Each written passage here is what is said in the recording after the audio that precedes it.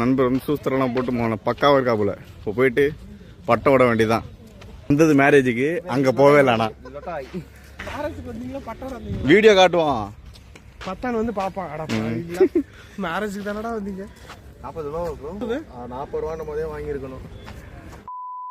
40 ரூபா தான் சொல்லிச்சு. உடைக்கிறேன். அப்படி கூட பிடிக்கூடாது. என் கைக்கு நேரா பிடிக்கணும். ஏய் இல்ல அப்படி இல்ல.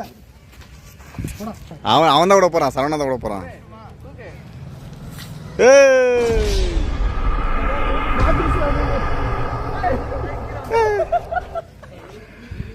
Second attempt. என்னடா இப்படி படுக்க போடுறா?